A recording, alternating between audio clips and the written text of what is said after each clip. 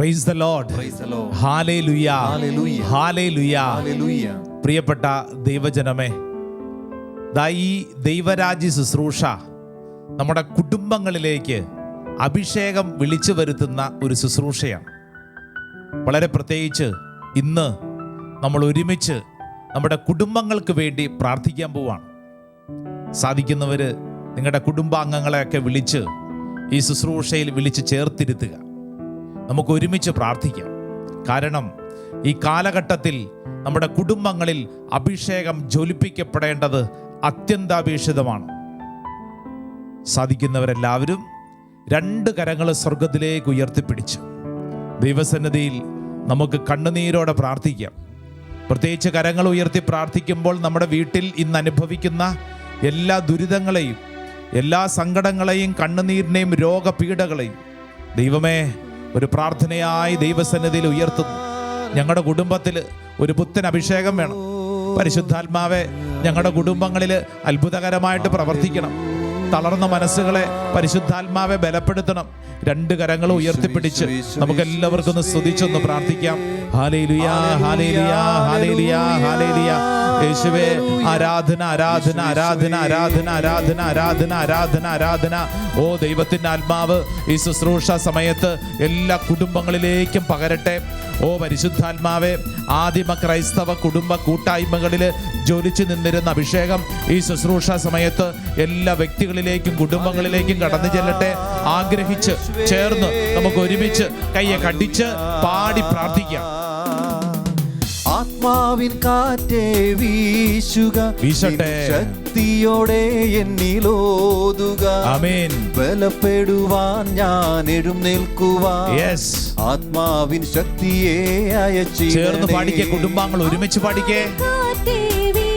നമ്മുടെ വീട്ടിലേക്ക്, കുടുംബ ബന്ധങ്ങളിലേക്ക് പരിശുദ്ധാത്മാവിന്റെ ശക്തി.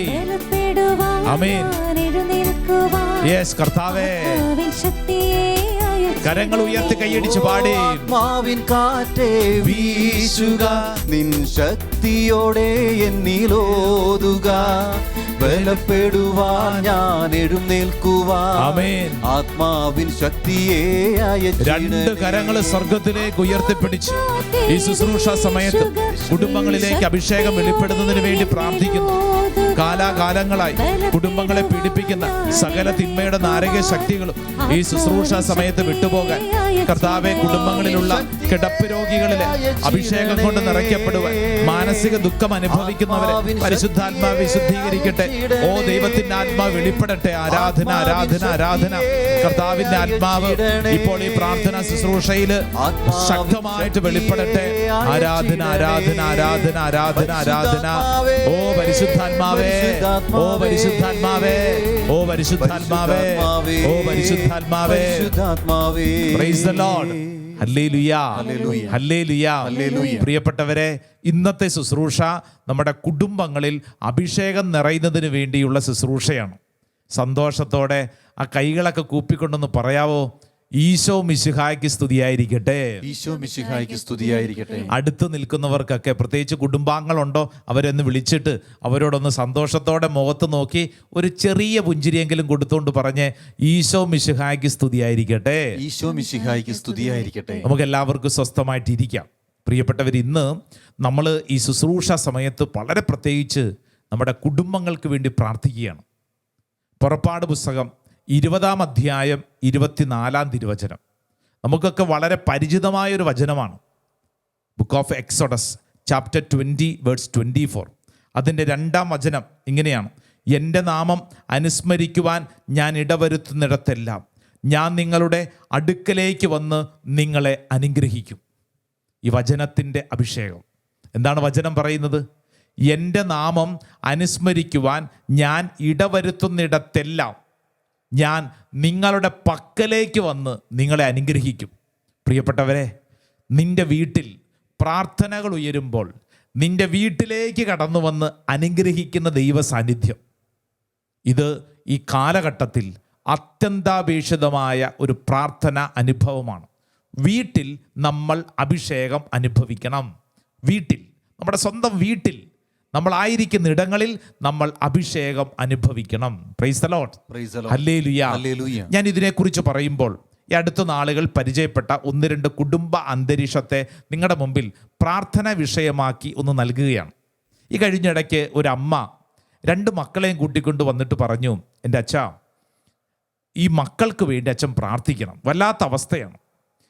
ഇളയത് ചെറുക്കനാണ്, അവൻ 7ാം ക്ലാസ്സിൽ പഠിക്കുന്നു. മൂത്തത് പെൺകുട്ടിയാണ്, +1 കഴിഞ്ഞിരിക്കുന്നു. അപ്പോൾ ഈ 7ാം ക്ലാസ്സിൽ പഠിക്കുന്ന ഇളയ മകനെ മാറ്റി നിർത്തിയിട്ട് പറയുകയാണ്, എൻ്റെ അച്ഛ, ഇവനെ കൊണ്ട് ഞാൻ മടുത്തു. അപ്പോൾ ഇവനെക്കുറിച്ച് അമ്മയുടെ പരാതി ഇങ്ങനെയാണ്, അച്ഛാ, തൊട്ടതിനും പിടിച്ചതിനും ദേഷ്യം. അച്ഛാ, ദേഷ്യം വരുമ്പോൾ ഇവൻ്റെ വായിൽ നിന്ന് വീഴുന്ന വാക്കുകൾ, എൻ്റെ പൊന്നച്ഛാ, അയ്യോ, എന്തെല്ലാം തെറികളാച്ച ഇവൻ പറയുന്നത്. അച്ഛാ, ഇവൻ്റെ വായിൽ ചീത്തയേ വരുന്നുള്ളൂ, ഒരു നല്ല വാക്ക് കേട്ടിട്ടില്ല, എപ്പോഴും തെറി.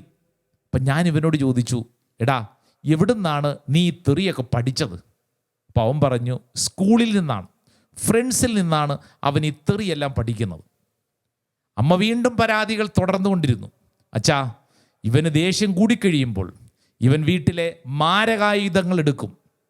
പാര, വെട്ടുകത്തി മുതലായിട്ടുള്ള മാരകായുധങ്ങൾ എടുത്തു ഇവൻ അവിടെ ഇവിടെയുള്ളതെല്ലാം അവൻ തകർക്കും. ഇവൻ എല്ലാവരും ഉപദ്രവിക്കാൻ തുടങ്ങും.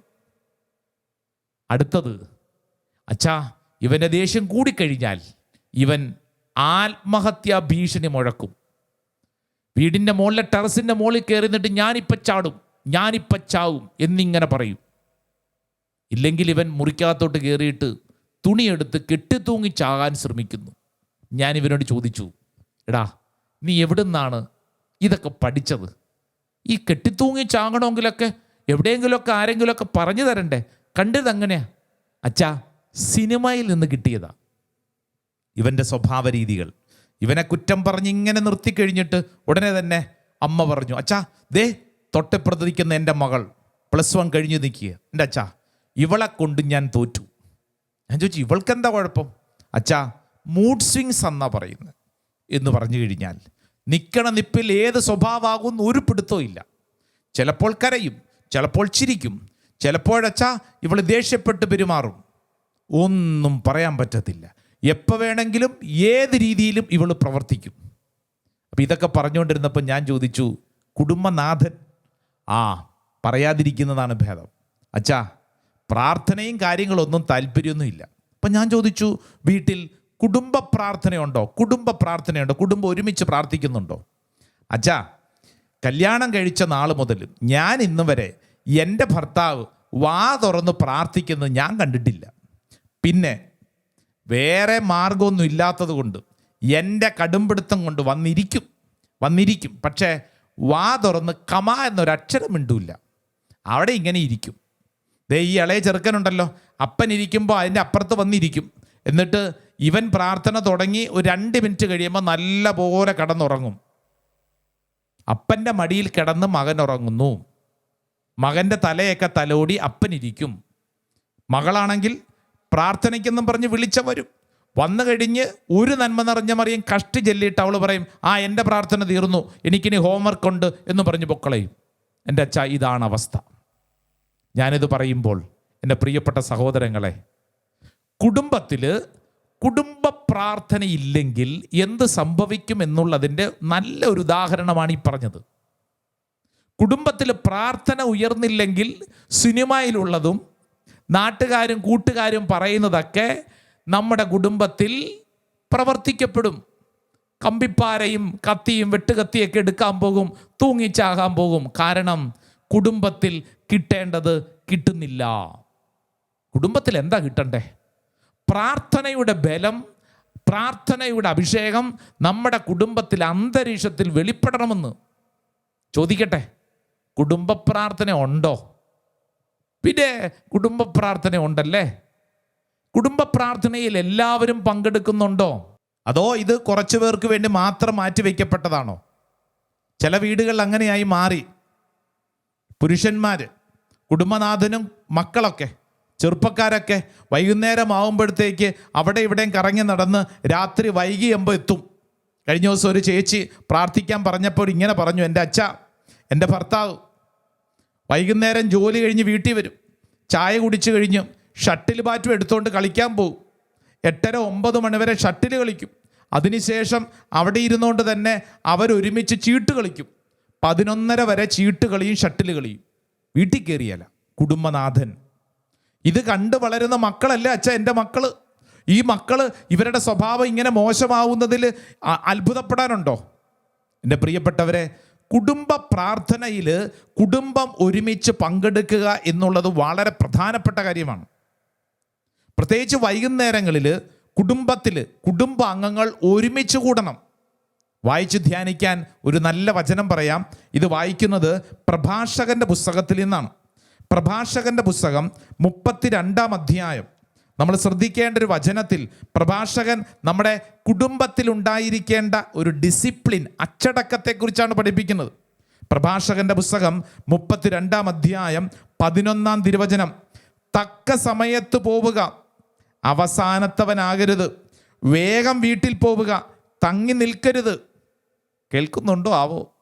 അതായത് വചനം പറയാണ്, നീ നിന്റെ വീട്ടിലേക്ക് തക്ക സമയത്ത് പൊക്കോണമെന്ന്. അവിടെ ഇവിടെയും തങ്ങി നിൽക്കരുത്. ആ കച്ചവടക്കാരൻ്റെ മുമ്പിൽ, ഈ കൂട്ടുകാരൻ്റെ മുമ്പിൽ അവിടെ നിന്ന് ഇവിടെ നിന്ന് ലോകവർത്തമാനങ്ങൾ പറഞ്ഞ് നിന്റെ കുടുംബ പ്രാർത്ഥനയുടെ സമയത്തെ നശിപ്പിക്കരുത്. വേഗം വീട്ടിലെത്തണം. എന്നിട്ട് എന്താ വചനം പറയുന്നത്? നീ അവിടെ ഇവിടെയും തങ്ങി നിൽക്കരുത്. 12-ാം വചനം, അവിടെ ചെന്ന് ഇഷ്ടാനുസരണം സന്തോഷിക്കണം, എന്നാൽ അഹങ്കാരപൂർവ്വം സംസാരിച്ച് പാപം ചെയ്യരുത്. എന്നിട്ട് 13-ാം തിരുവചനം, തൻ്റെ ദാനങ്ങൾ കൊണ്ട് നിന്നെ സംതൃപ്തനാക്കിയ നിന്റെ സൃഷ്ടാവിനെ ഈ കാര്യത്തിന് വേണ്ടി സ്തുതിക്കണം. ദൈവത്തിന് നന്ദി പറഞ്ഞ് പ്രാർത്ഥന കുടുംബത്തിലുണ്ടാവണമെന്ന്. അപ്പം 2 കാര്യങ്ങൾ ഇതാ വചനത്തിൽ ഓർമ്മപ്പെടുത്തി. ഒന്നാമത്തെ കാര്യം, വീട്ടിൽ സമയത്തിന് പോകണം.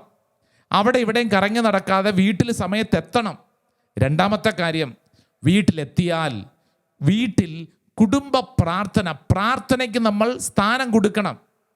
പല കാര്യങ്ങൾക്ക് സ്ഥാനം കൊടുക്കുന്നുണ്ടാവും അല്ലേ? വീട്ടിലെത്തിക്കഴിഞ്ഞാൽ സീരിയലുകൾ കണ്ട് സമയം കളയുന്നവരുണ്ട്, വേറെ കോമഡി ഷോ കണ്ട് സമയം കളയുന്നവരുണ്ട്, പല പല കാര്യങ്ങളിൽ ഏർപ്പെടുന്നവരുണ്ട്. ശ്രദ്ധിക്കേണ്ട കാര്യം, നിന്റെ വീട്ടിലെ ഒരു നല്ല സമയം അത് ദൈവകാര്യങ്ങൾ കൊടുക്കണം. പല വീടുകളിൽ സംഭവിക്കുന്നത്, പ്രധാനപ്പെട്ട സമയം മറ്റു പലതിനും കൊടുത്ത് ഏറ്റവസാനം ഉറക്കം വന്നിരിക്കുന്ന, ക്ഷീണം വന്നിരിക്കുന്ന, ഒന്നിനും കൊള്ളാത്ത സമയം ദൈവകാര്യങ്ങൾക്ക് മാറ്റിവെക്കുന്നു. അത് ശരിയാണോ? അതായത് എല്ലാ സീരിയലും കണ്ട്, എല്ലാ സിനിമയും കണ്ട്, എല്ലാ തമാശയും കണ്ട്, എല്ലാം കഴിഞ്ഞ് ക്ഷീണിച്ച് എന്നാൽ പിന്നെ കിടക്കാമെന്ന് ചിന്തിക്കുമ്പോഴാണ് ചിലർ പറയുന്നത്, അയ്യോ കുടുംബ പ്രാർത്ഥന ചൊല്ലിയിട്ടില്ല. പിന്നെ എങ്ങനെയാണ് കുടുംബ പ്രാർത്ഥന ചൊല്ലി തീർക്കുന്നത്? പ്രയോറിറ്റി, നമ്മുടെ പരിഗണന, കുടുംബ പ്രാർത്ഥനയ്ക്കുള്ള പരിഗണന ശ്രദ്ധിക്കണം. ഞാനിത് പറഞ്ഞുകൊണ്ടിരിക്കുമ്പോൾ ഈ കാലഘട്ടത്തിൽ ചില കുടുംബങ്ങൾ ഒരു ചോദ്യമുണ്ട്, അച്ഛാ കുടുംബാംഗങ്ങൾ വീട്ടിലില്ലല്ലോ, മകൻ ജർമ്മനിയിൽ, മകള് കാനഡയിൽ, അവരിവിടെ, പിന്നെ എങ്ങനെ കുടുംബ പ്രാർത്ഥന? ആകപ്പാടെ 1-2 പേര് വീട്ടിലുള്ളൂ. ദേ കാലഘട്ടം വർദ്ധിച്ചിരിക്കുന്നു എന്ന് പറഞ്ഞു കഴിഞ്ഞാൽ പലതരത്തിൽ ടെക്നോളജി വർദ്ധിച്ചിട്ടില്ലേ? നിങ്ങളുടെ മക്കളെയോ സഹോദരങ്ങളോ ജീവിത പങ്കാളി വിദേശത്തുള്ളവരോട് നിങ്ങൾക്ക് കോണ്ടാക്റ്റ് ഉണ്ടോ? അവരോട് സംസാരിക്കാറുണ്ടോ? ദേ എല്ലാ ദിവസവും അവരും ഒരുമിച്ച് ഒരു പ്രാർത്ഥനാ ശുശ്രൂഷ നടത്തണം. ഇപ്പോൾ ഉദാഹരണത്തിന് കാനഡയിലുള്ള മകളോട് പറയണം, മകളെ എല്ലാ ദിവസവും നമുക്ക് ഒരുമിച്ച് പ്രാർത്ഥിക്കാം. അത് പറയുമ്പോൾ സ്വാഭാവികമായിട്ടും മകൾ പറയാൻ പോകുന്ന ഉത്തരം എന്താണ്? എൻ്റെ അമ്മേ എന്താ ഈ പറയണേ, ഇന്ത്യൻ ടൈം വേറെ, കാനഡ ടൈം വേറെ, UK ടൈം വേറെ, അപ്പോൾ പിന്നെ നമ്മളെങ്ങനെ ഒരുമിച്ച് കൂടും? അപ്പം നമ്മൾ അങ്ങോട്ട് പറയണം, മകളെ നിൻ്റെ സമയം ഏതാണോ, മകനെ നിൻ്റെ സമയം ഏതാണോ അത് നീ ക്രമീകരിച്ചോ. ഉദാഹരണത്തിന് ജോലിക്ക് പോകുമ്പോൾ യാത്രാ സമയത്തായിരിക്കും, ഇല്ലെങ്കിൽ ജോലി സ്ഥലത്ത് വെച്ചായിരിക്കും. അവർക്കേതാണോ സമയം, അവരുടെ സമയത്തിനനുസരിച്ച് നമ്മൾ അവൈലബിൾ ആവുക. കുടുംബ അംഗങ്ങൾ ഒരുമിച്ച് പ്രാർത്ഥിക്കുക. അങ്ങനെ പ്രാർത്ഥിക്കുന്ന കുടുംബങ്ങളുണ്ടെന്ന്. ചാലക്കുടിയിൽ ഇരുന്നുകൊണ്ട് നന്മ നിറഞ്ഞ മറിയം ചെല്ലുമ്പോൾ ജർമ്മനിയിൽ ഇരുന്നുകൊണ്ട് അതിൻ്റെ മറുപടി പ്രാർത്ഥന ചെല്ലുന്ന കുടുംബാംഗങ്ങളുണ്ട്. പരിശുദ്ധ മറിയമേ എന്ന് ചൊല്ലി പ്രാർത്ഥിക്കുന്ന കുടുംബങ്ങൾ എനിക്കറിയാം. ഞാനിത് പറയുമ്പോൾ നമ്മുടെ കുടുംബത്തിലും ഇങ്ങനെ കുടുംബ പ്രാർത്ഥന, ഒരുപക്ഷെ കൃത്യം വ്യക്തമായിട്ട് നമ്മുടെയൊക്കെ കുടുംബങ്ങളിൽ ഇപ്രകാരമുള്ള പല സ്ഥലങ്ങളിലുള്ളവരെ ചേർത്ത് വയ്ക്കാൻ 7 മണി എന്നുള്ള സമയത്ത് വൈകുന്നേരം പറ്റണമെന്നില്ല. വേണ്ടെന്ന് ഏതെങ്കിലും സമയത്ത് 24 മണിക്കൂറുണ്ടല്ലോ, ആ ഏതെങ്കിലും ഒരു സമയത്ത് കുടുംബാംഗങ്ങൾ ഒരുമിച്ച് വാട്സപ്പിലോ ഫേസ്ബുക്കിലോ ഇൻസ്റ്റാഗ്രാമിലോ ഇങ്ങനെ തുടങ്ങി ഇഷ്ടംപോലെ സോഷ്യൽ മീഡിയ ഉണ്ടല്ലോ, കോണ്ടാക്ട് ചെയ്യുന്നുണ്ടല്ലോ. നിങ്ങൾ ഫോൺ വിളിച്ചിട്ട് സുഖമാണോ, ഭക്ഷണം കഴിച്ചോ എന്നൊക്കെ ചോദിക്കുന്നുണ്ടല്ലോ, ഇന്ന് ജോലി ചെയ്തെന്ന്. അതിന് പകരം എന്ത് ചെയ്യണം മക്കളെ? നമുക്കൊരു 10 നന്മ നിറഞ്ഞ മറിയം ചെല്ലാം. ഇങ്ങനെ ഒരു പ്രാർത്ഥനാ ശൈലി ആദ്യമൊക്കെ ഒരു ഇച്ചിരി ബുദ്ധിമുട്ടുണ്ടാവും, പക്ഷേ സാവധാനം ആ ഒരു ശൈലി വളർത്തിയെടുക്കുക. ഒരു ദിവസം കിടക്കാൻ പോകുന്നതിന് മുമ്പ് മക്കളും ജീവിത പങ്കാളി ഒരുമിച്ച് പ്രാർത്ഥിച്ചു എന്ന് ഉറപ്പ് വരുത്തുക. അങ്ങനെ പ്രാർത്ഥിക്കുന്ന കുടുംബത്തിൽ അഭിഷേകം നിലനിൽക്കും. അപ്പം ചോദ്യം, പ്രാർത്ഥിച്ചില്ലെങ്കിൽ എന്താ കുഴപ്പം? ഇതാണ് ഞാൻ ആദ്യം പറഞ്ഞ ചില സംഭവങ്ങൾ ഓർമ്മപ്പെടുത്തിയില്ലേ? സിനിമയിൽ കാണുന്നത് പോലെ, കൂട്ടുകാർ പറഞ്ഞതുപോലെ മാത്രം സ്വഭാവത്തിലുള്ളൂ. പ്രഭാഷകന്റെ പുസ്തകം 27-ാം അധ്യായം 3-ാം തിരുവചനം, വളരെ ശക്തമായൊരു വചനം. ഇതാ പ്രഭാഷകൻ നമ്മളെ പഠിപ്പിക്കുകയാണ്. ദൈവഭക്തിയിൽ ദൃഢതയും തീഷ്ണതയും ഇല്ലാത്തവൻ്റെ ഭവനം അതിവേഗം നശിക്കും. ഒന്നും കൂടെ പറയാം. ദൈവഭക്തിയിൽ ദൃഢതയും തീഷ്ണതയും ഇല്ലാത്തവൻ്റെ ഭവനം അതിവേഗം നശിക്കും. നമ്മുടെ കുടുംബത്തിൽ ഏതെങ്കിലുമൊക്കെ തകർച്ചകൾ ഇന്ന് സംഭവിക്കുന്നുണ്ടെങ്കിൽ അതിൻ്റെ കാരണം കുടുംബ പ്രാർത്ഥന ഇല്ലാഞ്ഞിട്ടാണോ? ആണെങ്കിൽ എൻ്റെ പ്രിയപ്പെട്ടവരെ, ഈ ശുശ്രൂഷ അവസരത്തിൽ നമ്മൾ പ്രാർത്ഥിക്കുകയാണ്. നഷ്ടപ്പെട്ടു പോയ അഭിഷേകം ഞങ്ങളുടെ കുടുംബത്തിൽ വേണം. കുടുംബത്തിൽ പ്രാർത്ഥനയുടെ അഭിഷേകം ജ്വലിക്കണം. നിങ്ങളൊന്ന് ശ്രദ്ധിച്ചേ, നിങ്ങളുടെ വീട്ടിൽ ആ പ്രാർത്ഥനയുടെ അന്തരീക്ഷം ഉണ്ടെങ്കിൽ എന്താ ഗുണമെന്നറിയോ? നമ്മൾ പ്രാർത്ഥിക്കുന്ന പ്രാർത്ഥന ആ വീട്ടിൽ അന്തരീക്ഷത്തിൽ അതങ്ങനെ തങ്ങി നിൽക്കും. അതേന്ന്, ഇതൊരു എനർജിയല്ല, പ്രാർത്ഥന ഒരു എനർജിയല്ലേ. നമ്മൾ പ്രാർത്ഥിക്കുന്ന പ്രാർത്ഥനകൾ ആ അന്തരീക്ഷത്തിൽ തങ്ങി നിൽക്കും. അപ്പം നമ്മൾ എല്ലാ ദിവസവും മുടങ്ങാതെ കുടുംബ പ്രാർത്ഥനയൊക്കെ ചൊല്ലി ദൈവത്തിന് മഹത്വം കൊടുത്താൽ ആ അന്തരീക്ഷത്തിൽ അതങ്ങനെ തങ്ങി നിൽക്കും. പ്രത്യേകിച്ച് ഞാൻ ഓർക്കുന്നുണ്ട്, ഞങ്ങളുടെയൊക്കെ വീട്ടിൽ ചെറുപ്പകാലത്ത് പ്രാർത്ഥനയുടെ സമയമാകുമ്പോൾ അവിടെ ചുരുട്ടി വെച്ചിരിക്കുന്നൊരു പ്രാർത്ഥന പായയുണ്ട്. ആ പാ കൊണ്ടുവന്ന് ഇങ്ങനെ വിരിക്കും. എന്നിട്ട് അവിടെ എല്ലാവരും കൂടെ മുട്ടുകുത്തും. എന്നിട്ട് അവിടെ നിന്നാണ് പ്രാർത്ഥന പായ. പ്രാർത്ഥനയ്ക്ക് വേണ്ടി മാത്രം എടുത്തുകൊണ്ടിരുന്ന പായാണ്. ഇന്ന് എവിടെ ഇരുന്നാ പ്രാർത്ഥിക്കുന്നത്? ഒരാൾ കട്ടിലേയിരുന്ന്, ഒരാൾ സോഫയിലിരുന്ന്, ഒരാൾ വടക്കോട്ടും നോക്കി, ഒരാൾ പുറത്ത് വരാന്തയിലിരുന്നു. എന്ന് പറഞ്ഞാൽ എന്ത് സംഭവിച്ചു? കൂട്ടായ്മ നഷ്ടപ്പെട്ട അഭിഷേകം തിരിച്ചു പിടിക്കാൻ ഈ ശുശ്രൂഷ അവസരത്തിൽ നമുക്കൊരു തീരുമാനം എടുക്കാം. എൻ്റെ പ്രിയപ്പെട്ടവരെ, കുടുംബത്തിൻ്റെ പ്രാർത്ഥന. അതുകൊണ്ടാണ് നമ്മുടെ മുമ്പിൽ പ്രഭാഷകൻ 7:10 പഠിപ്പിക്കുന്നു, പ്രാർത്ഥനയിൽ മടുപ്പ് തോന്നരുത്. മടുപ്പ് തോന്നാൻ പല സാധ്യതകളും സാഹചര്യങ്ങളുമുണ്ട്. ഈ ലോകത്തിൻ്റെ ഗതി അങ്ങനെയാണ്. ഇഷ്ടംപോലെ സമയം നമ്മൾ മൊബൈൽ ഫോണിൽ കുത്തി ആ റീൽസ് ഈ റീൽസും കണ്ട് ലോകവിവരങ്ങൾ മുഴുവൻ കാണുന്നുണ്ടല്ലോ. പ്രാർത്ഥിക്കാൻ നമ്മളൊരു സമയം മാറ്റിവെച്ച് ആ കാര്യത്തിൽ ത്യാഗമെടുത്താൽ അതിൻ്റെ അനുഗ്രഹം വളരെ വലുതായിരിക്കും. എൻ്റെ പ്രിയപ്പെട്ടവരെ, ഈ ശുശ്രൂഷ സമയത്ത് നമ്മൾ ഒരുമിച്ച് ആഗ്രഹിക്കുന്നത് നമ്മുടെ കുടുംബം സമാധാനത്തിലായിരിക്കാൻ, അടുത്ത തലമുറ അഭിഷേകത്തിൽ വളരാൻ ഈ കുടുംബ പ്രാർത്ഥനയുടെ ബലം വേണം. അതിനായി നമ്മൾ ഒരുമിച്ച് ഈ ആരാധന സമയത്ത് പ്രാർത്ഥിക്കുകയാണ്. കർത്താവിൻ്റെ വലിയ കൃപ നമ്മളെല്ലാവരിലും നിറയട്ടെ. ശ്രദ്ധിച്ചേ, സാധിക്കുന്ന എല്ലാവരും മുട്ടുകുത്തിക്കോ. സാധിക്കുന്ന എല്ലാവരും മുട്ടുകുത്തി കരങ്ങൾ കൂപ്പി ഒരുമിച്ച് നമുക്ക് പാടി ദൈവസന്നിധിയിൽ ഈ ആരാധനയിലേക്ക് പ്രവേശിക്കാം. ആമേൻ, ആമേൻ.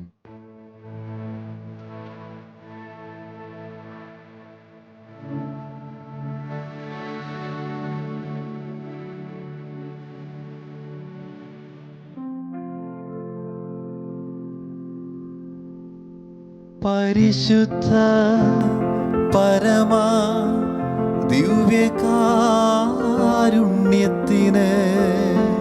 എന്നേരവും ആരാധനയും സ്തുതിയും പുകഴ്ചയും ഉണ്ടായിരിക്കട്ടെ.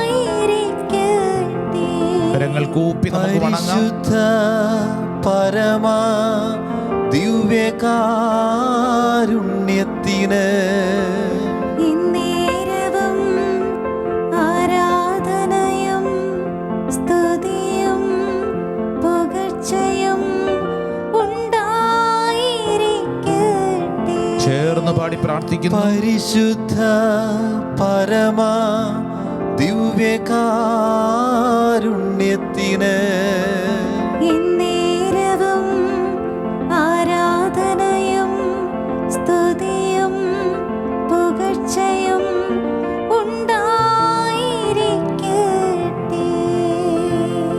പ്രിയപ്പെട്ട ദൈവജനമേ, ഈ പരിശുദ്ധ ആരാധനയുടെ സമയം നമ്മുടെ കുടുംബങ്ങളിലേക്ക് അത്ഭുതകരമായ ദൈവീക ഇടപെടലുകൾ ചേർത്ത് വയ്ക്കുന്ന സമയമാണ്.